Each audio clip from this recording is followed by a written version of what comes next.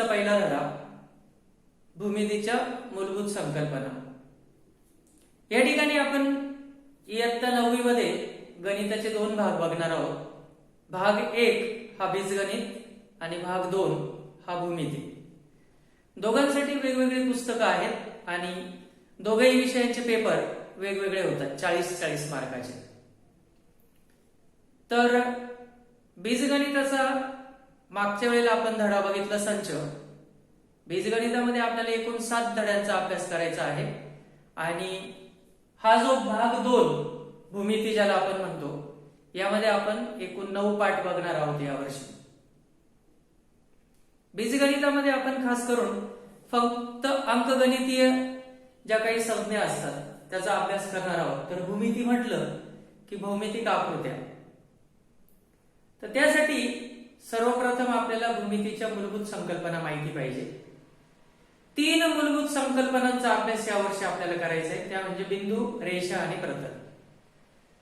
या भूमितीच्या मूलभूत संकल्पना आहेत.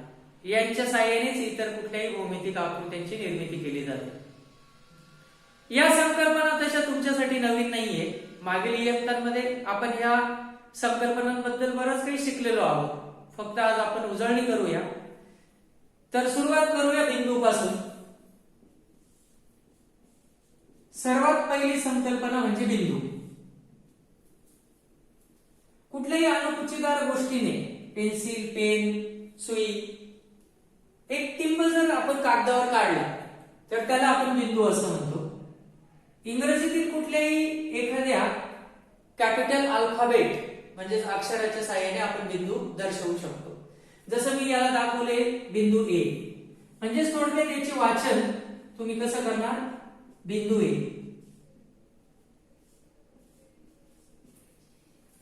हा झाला तुमचा बिंदू पी.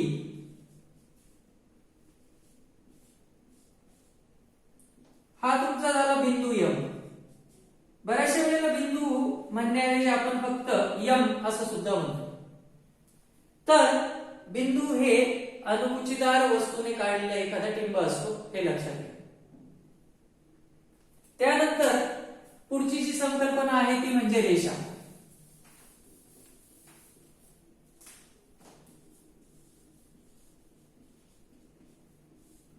भाग 1 मध्ये आपण संच बघितलं तर संचाचा अर्थ होतो की अनेक गोष्टींचा जो काही समूह असतो, अनेक गोष्टी एकत्र येऊन जो काही तयार होतो त्याला आपण संच असं म्हणतो. तर रेषा सुद्धा एक प्रकारे संचच आहे, असंख्य बिंदूंचा. म्हणजेच हा अनंत संच आहे. रेषेवर अमर्याद बिंदू असतात. रेषेला विशिष्ट लांबी नसते, म्हणजेच आपण रेषेची लांबी मोजू शकत नाही, कारण रेषा दोन्ही बाजूला अमर्याद वाढते. या ठिकाणी या बोर्डवर मी फक्त रेषेची प्रतिकृती काढू शकतो, याचा अर्थ ती रेषा एवढीच आहे असं नाही. आणि ही दोन्ही बाजूला अमर्याद आहे हे सांगण्यासाठीच आपण रेषेच्या दोन्ही बाजूला बाणाची टोके काढतो. हे रेषा दर्शवण्याची पद्धत आहे. रेषेचं वाचन करताना तुम्ही 2 पद्धतीने करू शकता. एक म्हणजे एकेरी अक्षराने रेषा वाचायची असेल तर दोन्हीपैकी कोणत्या तरी एका बाणाच्या टोकाच्या समोर लहान लिपीतील कोणतेही एक अक्षर लिहा. जसं यल लिहिल्यास या रेषेचं वाचन मी करू शकतो रेषा यल. रेषा यल. त्याचप्रमाणे ही सुद्धा रेषा आहे, कारण हिच्या दोन्ही बाजूला पुन्हा मी बाण काढलेले आहेत. हिचं वाचन मी वेगळ्या पद्धतीने करेन.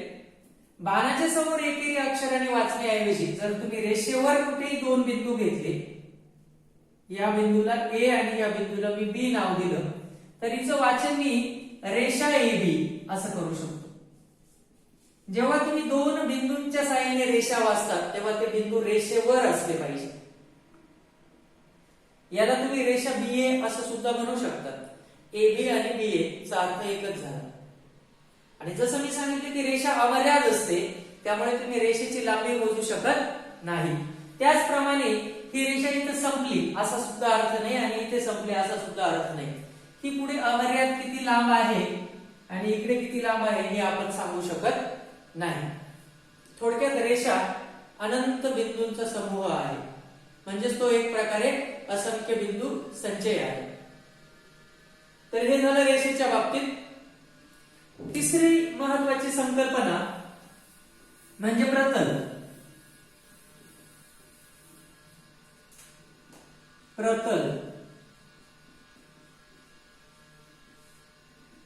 प्रतल हा सुद्धा असंख्य बिंदूंचा समूह आहे, परंतु प्रतल आणि रेषांमध्ये फरक असा की प्रतल द्विमितीय असतं, म्हणजेच एक असा सपाट पृष्ठभाग ज्यावर असंख्य बिंदू असतात समान पातळीवर. म्हणजेच मी ही जरी प्रतलाची आकृती काढली ती तुम्हाला चौकोनाची वाटू शकते, समांतरभुज चौकोनाची वाटू शकते, परंतु ही प्रतिकृती आहे फक्त. याचा अर्थ हे प्रतल इथं संपलं असा अर्थ होत नाही. इकडे इकडे इकडे हे चारही बाजूला अमर्याद वाढत असल्यामुळे हा सपाट असंख्य पृष्ठभाग आहे असं आपण त्याला म्हणू शकतो. तर त्यास प्रतल म्हणतात. प्रतलाची थोडक्यात संकल्पना समजून घ्या की तुम्ही एखाद्या अथांग समुद्राच्या पाण्याची समान पातळी ही किती दूरपर्यंत नजर टाकल्यास आपली नजर पुरत नाही, इतकी लांबपर्यंत असते. मग अशी ती पातळी कायम जर वाढत राहिली अमर्याद सर्व बाजूंनी, तर जो सपाट पृष्ठभाग तयार होतो त्यास प्रतल असं म्हणतो आपण. नंतर बिंदू, रेषा आणि प्रतला व्यतिरिक्त आपण रेषाखंड आणि किरण ह्या दोन संकल्पना सुद्धा बघतो. तर रेषाखंड आणि किरण हे प्रत्यक्षात रेषेचेच भाग आहेत. तर आपण त्या उपप्रकारांकडे वळूया ज्याला आपण रेषाखंड असं म्हणतो. संचाच्या भाषेत सांगायचं झाल्यास एखाद्या रेषेच्या मर्यादित बिंदूंच्या समूहाला आपण रेषाखंड म्हणू शकतो.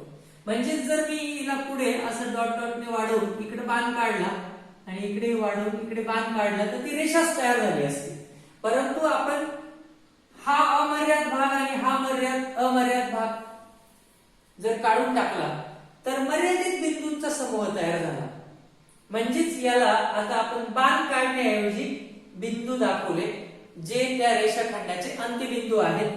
म्हणून याचं वाचन आपण करू शकतो रेख AB, रेख AB किंवा रेख BA असं सुद्धा वाचता येऊ शकतं. त्याला दोघांचा अर्थ एकच झाला. या ठिकाणी हा इकडे किंवा इकडे अमर्याद नाहीये, हे त्याचे अंत्यबिंदू आहे. म्हणजे दोन्ही टोकांना तो तिथे संपतो रेषाखंड, म्हणून त्याला विशिष्ट लांबी असते. उदाहरणार्थ याची लांबी समजा 4.5 सेमी असेल तर तुम्ही याला असं म्हणू शकता की रेख AB ची लांबी, रेख AB ची लांबी 4.5 सेमी आहे. आता हेच विधान चिन्हाच्या साहाय्याने आपण AB ची लांबी या आडव्या दांडीला L म्हणतात, म्हणजे लेंथ इंग्लिश मध्ये, आणि लेंथचा अर्थ होतो लांबी. तुम्ही वाचायचं लांबी AB बरोबर 4.5 सेमी. म्हणजे जे विधानात लिहिलं ते चिन्हाच्या साहाय्याने गणिती भाषेत असं लिहिलं जाऊ शकतं. A आणि B हे रेषाखंडाचे अंत्यबिंदू आहेत. रेषाखंडाला विशिष्ट लांबी असते असं आपण बघितलं. नंतर किरण, पुढची संकल्पना.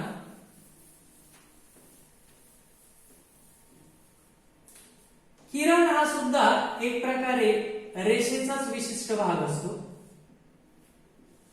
ही जर रेषा असेल AB तर ही दोन्ही बाजूला अमर्याद आहे. त्यापैकी एक बाजूची अमर्यादपणा जर आपण काढून टाकला आणि तिथून तो किरण सुरू केला तर तो ह्या बाजूला आता अमर्याद वाढतोय. म्हणजेच इथे तो सुरू होतो, म्हणून हा किरणाचा आरंभ बिंदू आणि ह्या बाजूला मात्र तो किरण अमर्याद वाढतोय हे आपण बाणाच्या साहाय्याने दाखवतो. म्हणून याचं वाचन आपण करू शकतो किरण AB. याला मात्र BA म्हणता येणार नाही. किरण जिथून सुरू झालं तेच अक्षर आधी घ्यावं लागतं. हा तुमचा किरण AB आहे. परंतु एका बाजूला अमर्याद असल्यामुळे याची सुद्धा लांबी आपण मोजू शकत नाही, हे लक्षात घ्या. ज्या बाजूला किरण अमर्याद वाढतो तिकडे मी दुसरा बिंदू घेतला C आणि त्याला वाचलं किरण AC.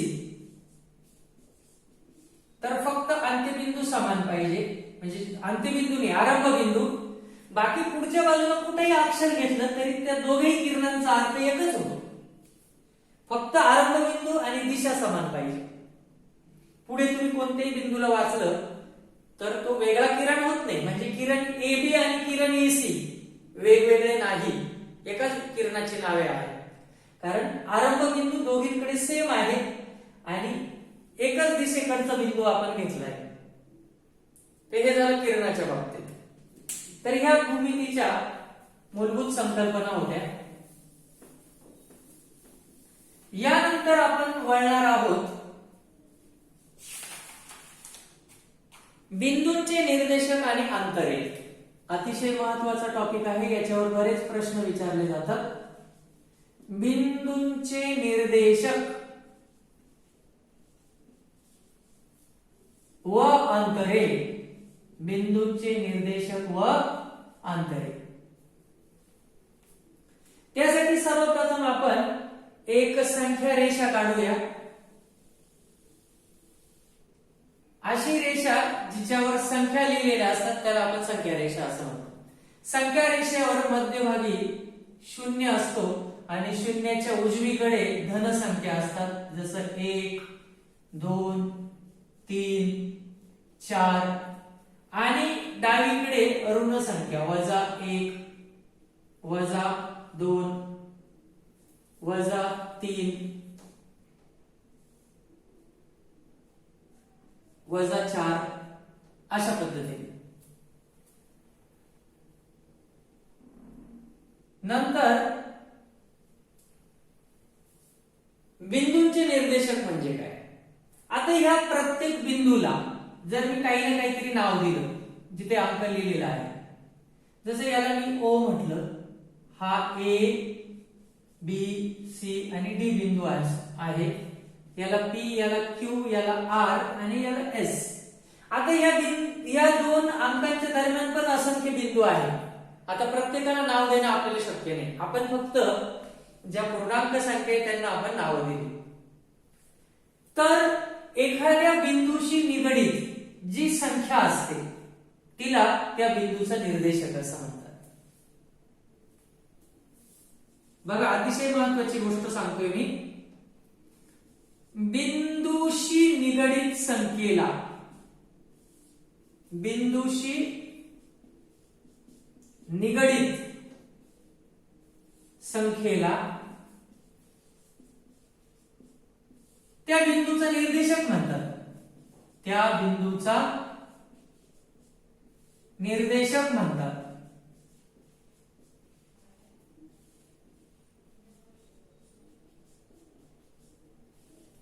या उलट अर्थात ते नंतर बघूया, प्रथम उदाहरणे बघूया की बिंदू ए शी निगडीत एक संख्या आहे, म्हणून आपण असं म्हणू शकतो बिंदू ए चा निर्देशक, बिंदू ए चा निर्देशक टिंबटिंब आहे. काय आहे मग बिंदू ए चा निर्देशक? एक बिंदूशी निगडीत संख्या, म्हणजे तो त्या बिंदूचा निर्देशक झाला. बिंदू आर चा निर्देशक, बिंदू आर चा निर्देशक टिंबटिंब आहे. बघा तुम्ही बिंदू आर कडे, त्याच्याशी निगडीत संख्या कोणती आहे? -3, म्हणून त्याचा निर्देशक काय झाला? -3. त्याचप्रमाणे बिंदू ओ चा निर्देशक, बिंदू ओ चा निर्देशक टिंबटिंब आहे. मग बिंदू ओ शी निगडीत संख्या किती? 0, म्हणून बिंदू ओ चा निर्देशक 0 आहे. म्हणजेच बिंदूशी निगडीत संख्येला काय म्हणायचं? निर्देशक. संख्येशी निगडीत बिंदूला काय म्हणणार? त्या संख्येचा आलेख. बिंदूशी निगडीत संख्येला त्या बिंदूचा निर्देशक म्हणतात आणि संख्येशी निगडीत बिंदूला, संख्येशी निगडीत बिंदूला त्या संख्येचा आलेख म्हणतात. त्या संख्येचा आलेख असे म्हणतात.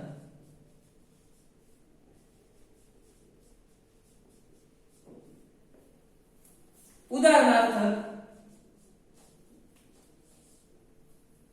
3 चा आलेख, 3 चा आलेख टिंबटिंब आहे. मग त्यासाठी 3 शी निगडीत बिंदू कोणता? सी. म्हणून बिंदू सी असं तुम्ही म्हणू शकता.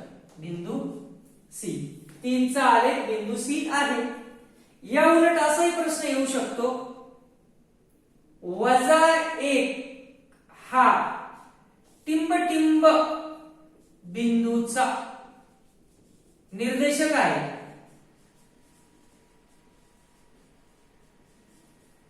-1 हा टिंबटिंब बिंदूचा निर्देशक आहे. 1 ही संख्या कोणत्या बिंदूचा निर्देशक आहे? बघा, पी बिंदूचा. म्हणून इथं उत्तर येईल पी बिंदूचा. तर यावरून तुमच्या लक्षात यायला पाहिजे बिंदूंचे निर्देशक म्हणजे काय. तर कुठल्याही बिंदूशी निगडीत जी संख्या असेल तिला आपण बिंदूचा निर्देशक असं म्हणतो.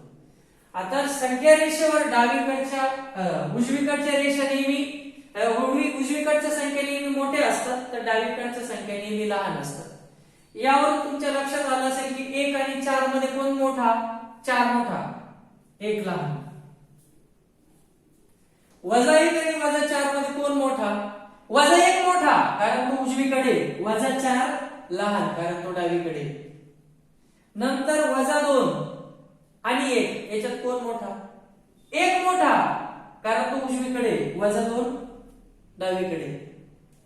मग आता आपण बघणार आहोत अंतरे, म्हणजेच बिंदूंचे निर्देशक कळालं तुम्हाला. आता बिंदूंमधील अंतरे आपल्याला बघायची आहे. त्यासाठी संख्या रेषेत तीच ठेवूया. आपण कशा पद्धतीने अंतरे काढू शकतो त्याचा विचार करूया.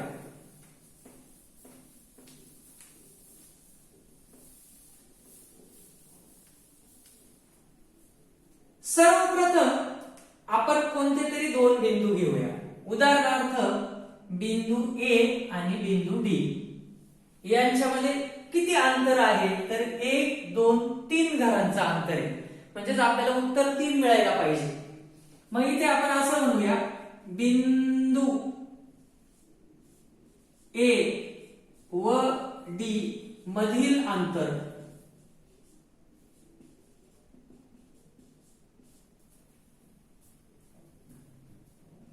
डी म्हणजे डिस्टन्स इंग्लिश मध्ये, त्यालाच आपण अंतर असं म्हणतो. Distance A comma D, comma आहे बघा, एडी ने म्हटलेलं मी. आणि मराठीत वाचताना तुम्ही कसं वाचणार? बिंदू ए व डी मधील अंतर. बिंदू ए व डी मधील अंतर हे गणिती भाषेत असे लिहितात. आता कसे लिहितात ते मी सांगितलं, आपल्याला ते कसं काढायचं ते पण ठरवायचंय. बिंदू ए व डी मधील अंतर डी, ए कॉमा डी कसं काढणार? त्यासाठी तुम्हाला ए चा निर्देशक शोधावा लागेल.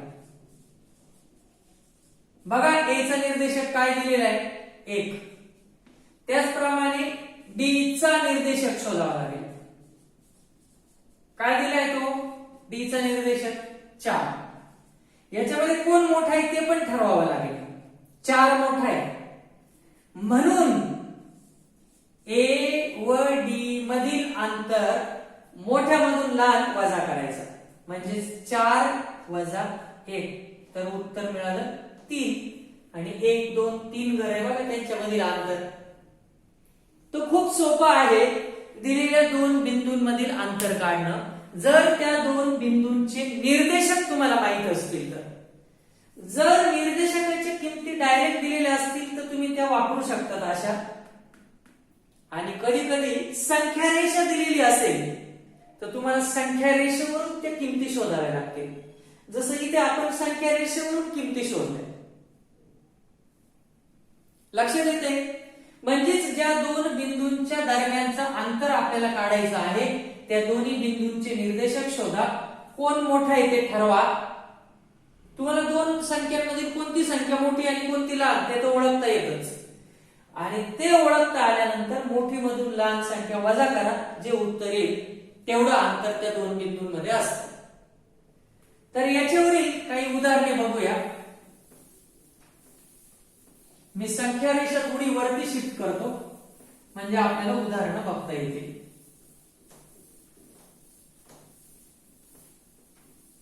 दोन बिंदूंमधील अंतरे काढा असा प्रश्न नेहमी विचारला जातो.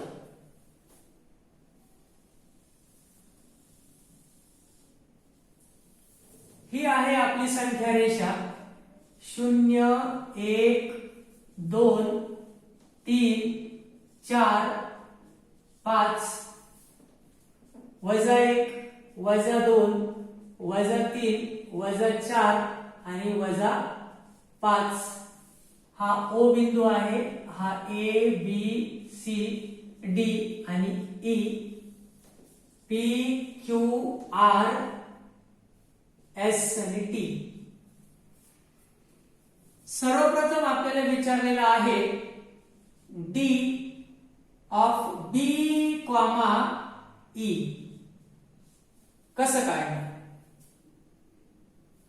मी सांगितलं होतं तुम्हाला की सर्वप्रथम दिलेल्या दोन बिंदूंचे निर्देशक शोधा.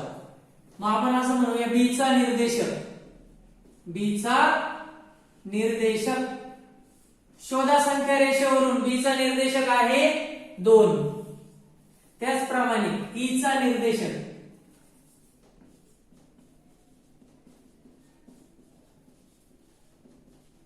निर्देशक काय दिसतो आपल्याला 5.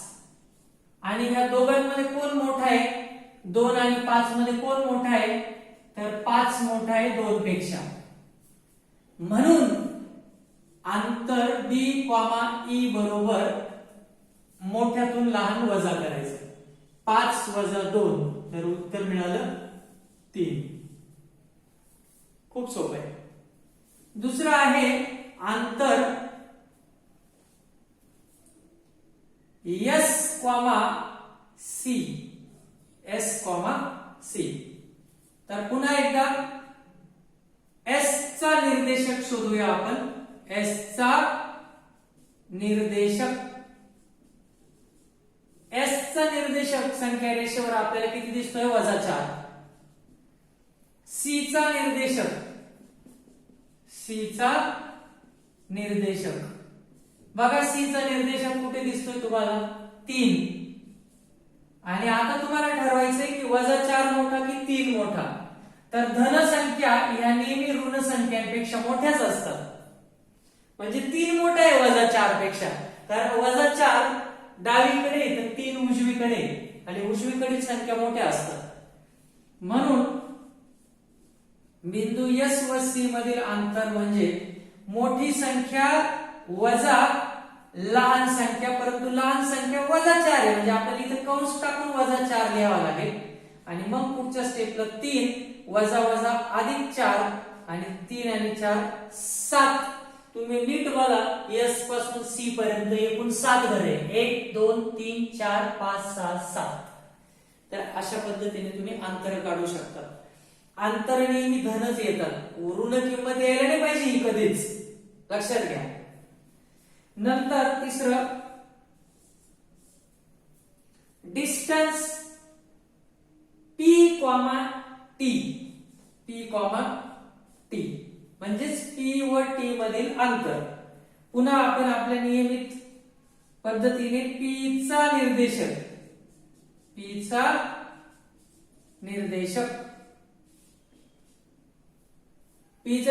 काय दिसतो आपल्याला? -1. नंतर T चा निर्देशक बघा, तुम्हाला T बिंदूचा निर्देशक काय दिसतोय? -5. आता तुम्ही मला सांगा, -1 मोठा की -5? ऋण संख्यांमध्ये जी लहान संख्या असते ती मोठी असते. म्हणजेच -1 हा मोठा आहे -5 पेक्षा. किंवा संख्या रेषेवर बघा, -1 उजवीकडे आणि -5 डावीकडे. उजवीकडचा मोठा असतो डावीकडच्या पेक्षा.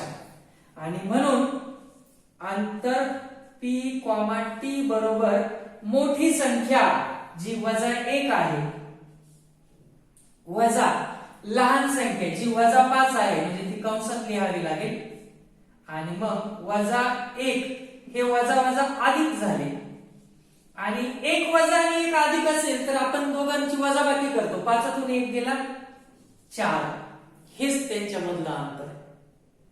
तर अशा पद्धतीने संख्या रेषेवरील बिंदूंचा वापर करून तुम्ही कोणत्याही दोन बिंदूंच्या दरम्यानचे अंतर काढू शकता. अतिशय महत्वाचा आणि नेहमी विचारला जाणारा प्रश्न आहे हा. 100% परीक्षेला येतो, एवढं लक्षात घ्या.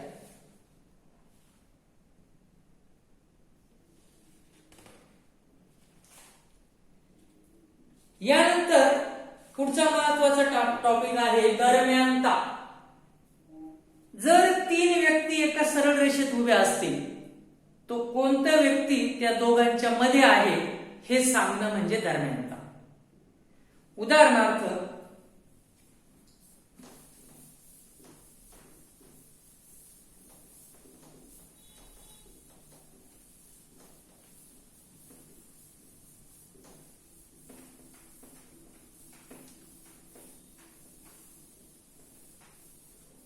एका सरळ रेषेवर 3 वेगवेगळ्या व्यक्ती उभ्या आहेत.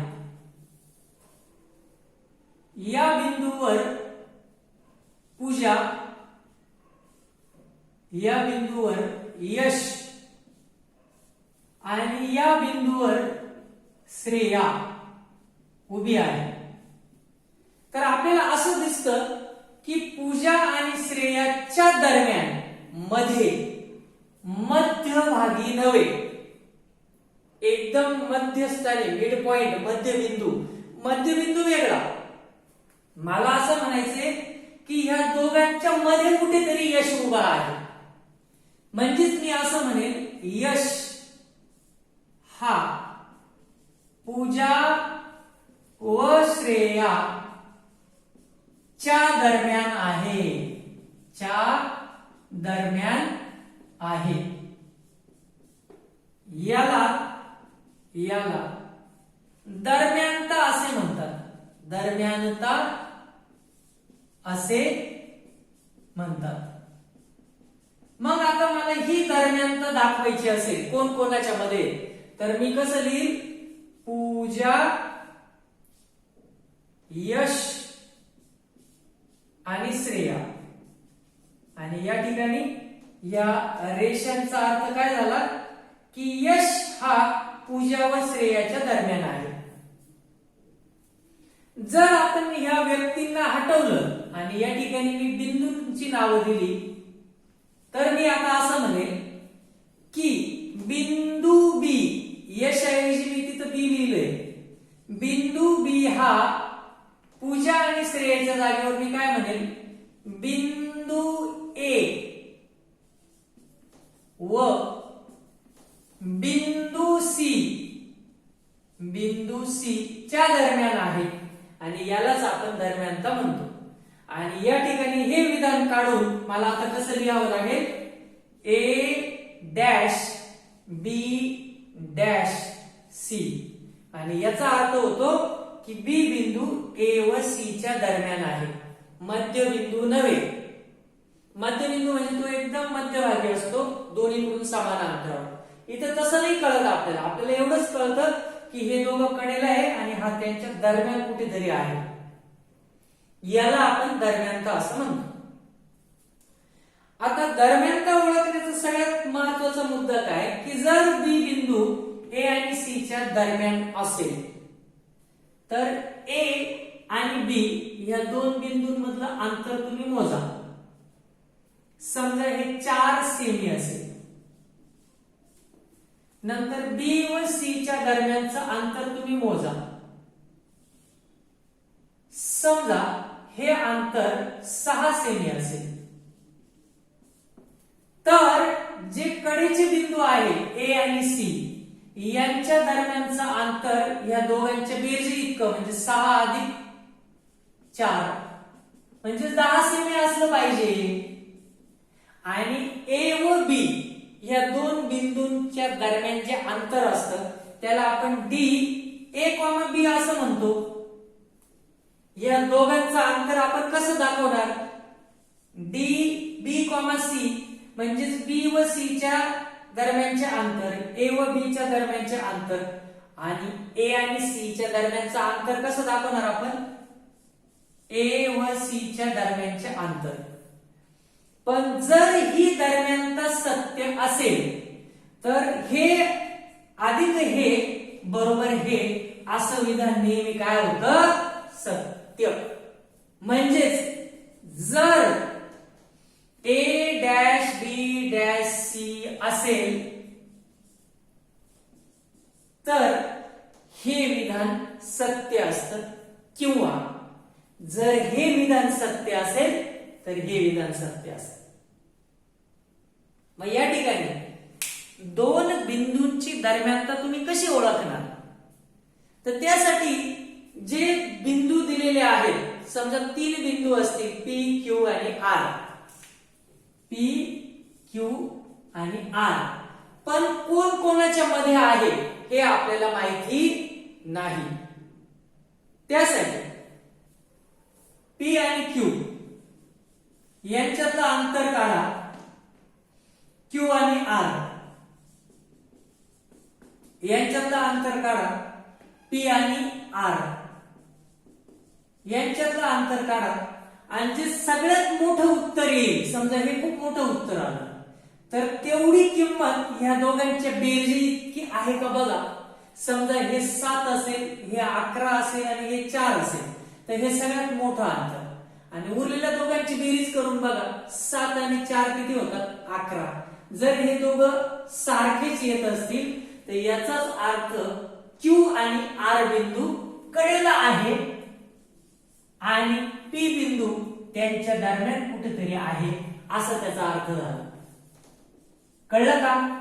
तर या ठिकाणी पी क्यू हे अंतर 7 आहे एवढं मधलं, आणि पी आर, पी आणि आर कुठे गेलं ते? हा इथे पी आर हे अंतर 4 होतं. म्हणून या दोघांची बेरीज केल्यावर क्यू आणि आर मधलं अंतर 11 येते, जे आपल्या इथं पण क्यू आणि आर चं अंतर 11 दिसतं. म्हणजेच 3 बिंदूंच्या किमती जर माहिती असतील तो कोणता बिंदू कोणाच्या दरम्यान आहे हे आपण अशा प्रकारच्या विधानाच्या साहाय्याने ओळखू शकतो. तर दरम्यानता समजली असेल तर दरम्यानतेवर आधारित कोणते उदाहरण विचारले जातात ते आपण बघूया.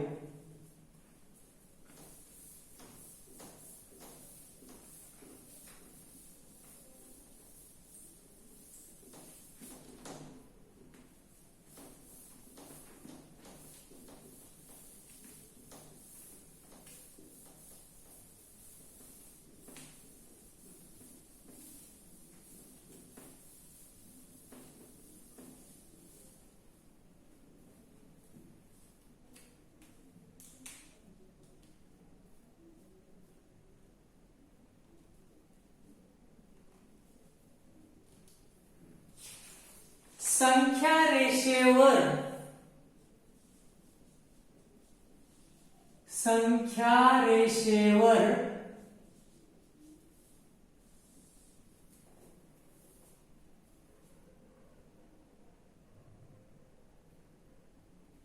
ए बी व सी बिंदू, ए बी व सी बिंदू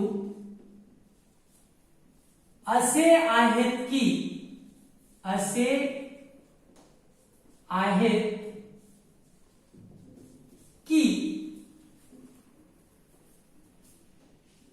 ए व बी च्या दरम्यानचे अंतर 5,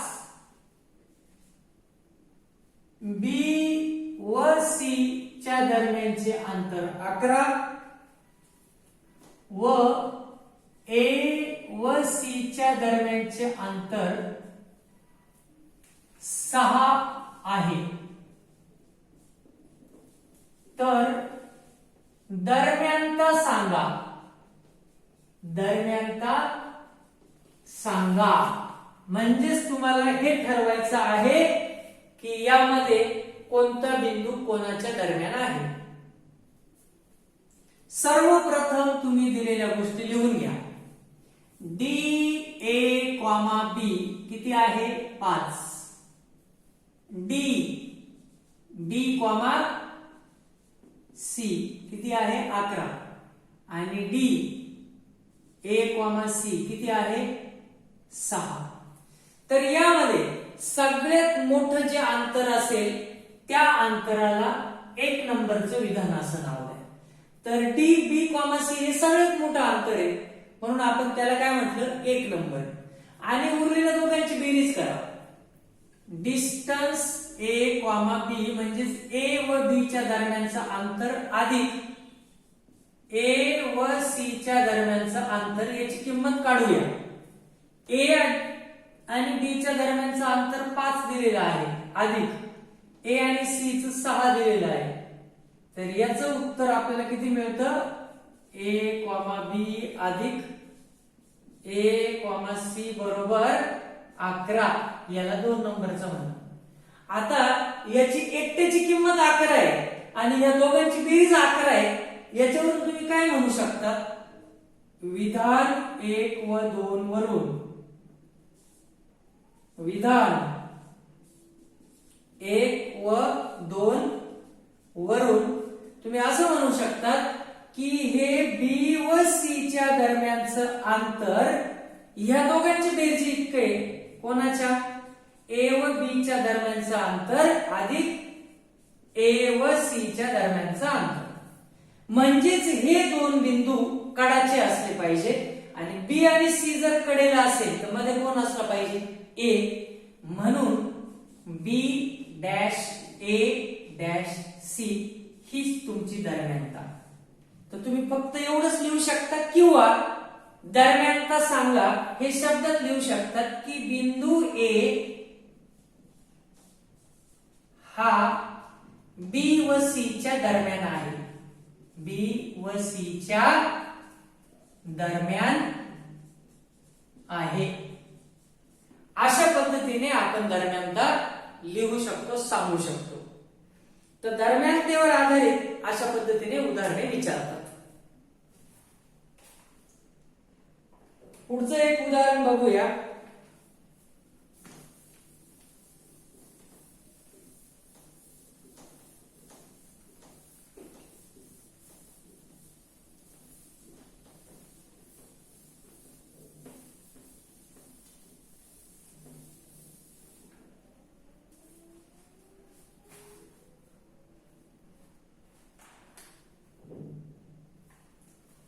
यू व्ही व ए हे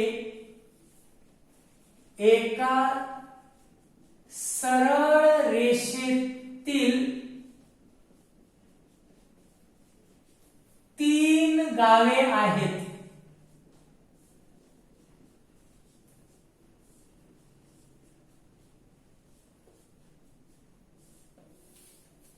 यू व्ही व ए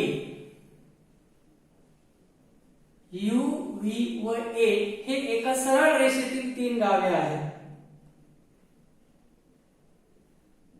यू व ए मधील अंतर यू व ए मधील अंतर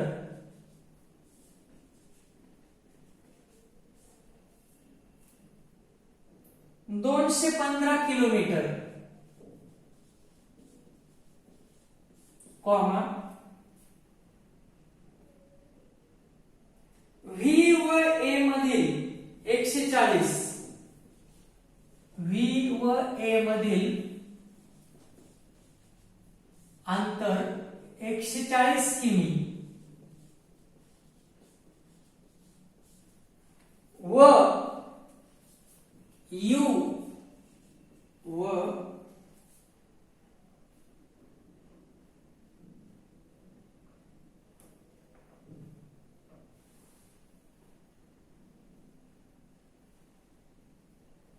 यू व व्ही मधील अंतर यू व व्ही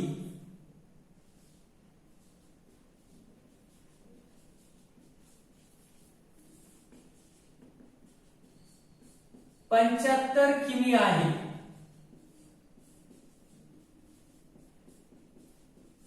तर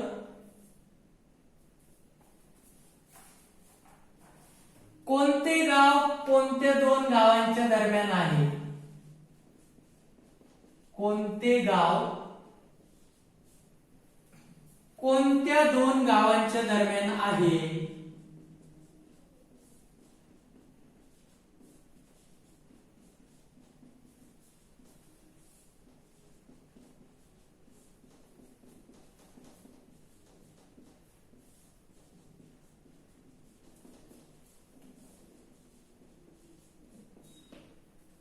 मग या ठिकाणी बघा, आपल्याला तीन गावं दिलेली यू, व्ही आणि ए, आणि प्रत्येकामधलं अंतर दिले. आपण प्रथम ते लिहूया. अंतर यू आणि ए गाव यांच्यातलं अंतर आहे 215 किमी. व्ही आणि ए मधलं अंतर, व्ही आणि ए, व्ही व ए मधलं अंतर 140 किमी. आणि या उलट यू व व्ही मधील अंतर 75 किमी. आता या ठिकाणी सर्वात मोठं अंतर दिसते 215, त्याला आपण 1 नंबर म्हणूया आणि उरलेल्या दोघा अंतरांची बेरीज करूया. अंतर व्ही ए अधिक अंतर यू व्ही बरोबर 140 अधिक 75. दोघांची बेरीज करूया. 5 7 4 11, मच्छाला 1 1 2, 215 म्हणजे हे विधान 2. ह्या 1 व 2 वरून तुम्हाला काय कळतं की हे एकटं अंतर या दोघांच्या बेरजे इतकं आहे. म्हणून विधान 1 व 2 वरून तुम्ही असं म्हणू शकतात की अंतर यू आणि ए ची किंमत अंतर व्ही आणि ए व अंतर यू आणि व्ही च्या बेरजे इतका आहे. म्हणजेच हे दोन्ही गावं कडेला आहे, यू आणि ए. म्हणजे मध्ये कोण असला पाहिजे? हा व्ही, जो दोघींकडे आलेले ज्याचं नाव. म्हणून तुम्ही असं म्हणू शकता यू डॅश व्ही डॅश ए, आणि मग असं सांगू शकतात व्ही हे गाव यू व ए या गावांच्या दरम्यान आहे. या गावांच्या दरम्यान आहे. तर अशा पद्धतीने आपण कोणतीही दरम्यानता उदाहरणाच्या साहाय्याने ओळखू शकतो.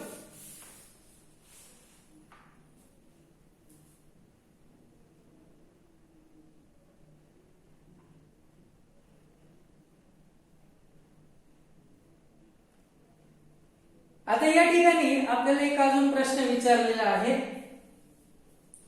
ए बिंदूचे निर्देशक 5 आहे संख्या रेषेवर.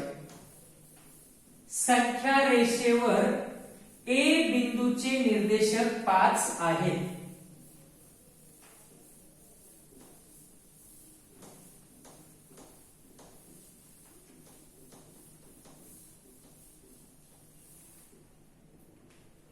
संख्या रेषेवर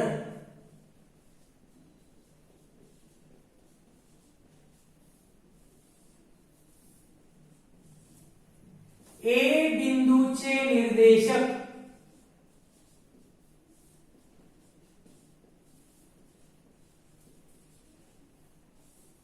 5 आहे.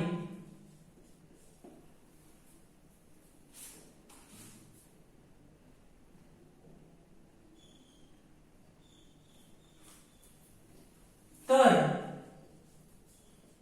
त्याच संख्या रेषेवरील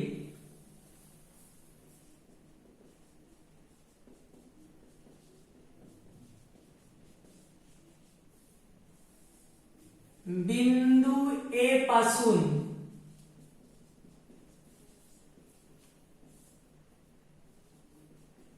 तेरा एकक अंतरावरील बिंदूंचे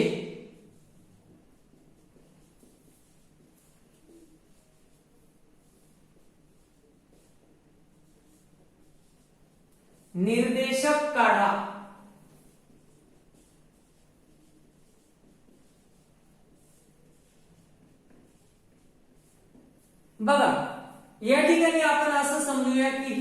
टचची संख्या रेषा आहे ज्याच्यावर ए बिंदू दिलेला असून त्याचा स्वतःचा निर्देशक 5 आहे. तर तुम्हाला अशा बिंदूचे निर्देशक काढायचे जे ए पासून 13 एकक अंतरावर आहे. मग याच्यामध्ये दोन शक्यता आहेत. तो बिंदू ए पासून उजवीकडे पण असू शकतो आणि ए पासून डावीकडे असू शकतो. जर तो बिंदू ए पासून उजवीकडे असेल तर तो जर 13 एकक अंतरावर आहे तर 5 पेक्षा 13 ने मोठा असला पाहिजे. म्हणजेच 5 अधिक 13 करा म्हणजेच या ठिकाणी तुम्हाला काय उत्तर मिळेल 18. आणि या उलट जर तो बिंदू डावीकडे असेल तर तो 5 पेक्षा 13 एकक अंतराने मागे असला पाहिजे कारण डावीकडे कमी होत जातं. म्हणून 5 मधून 13 वजा करा तेव्हा तुम्हाला इथे काहीतरी निर्देशक मिळेल. आता एक अधिक आणि एक वजा असेल तर आपण वजाबाकी करतो लहान मोठ्यांची. 13 मधून 5 गेले 8 आणि 13 ला वजा चिन्ह आहे म्हणजे याला पण वजा चिन्ह असलं पाहिजे. म्हणजेच तुम्ही -8 आणि 5 यांच्यातलं अंतर काढलं तर ते पण 13 येईल आणि 5 आणि 18 मधलं अंतर पण 13 येईल. म्हणजेच त्यांनी जे विचारलं होतं की ए बिंदू पासून 13 एकक अंतरावरच्या बिंदूंचे निर्देशक काढा. तर आपल्याकडे दोन शक्यता होत्या.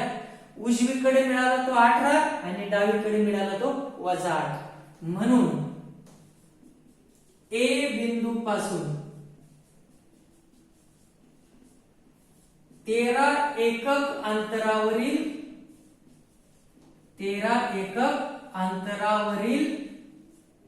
बिंदूंचे निर्देशक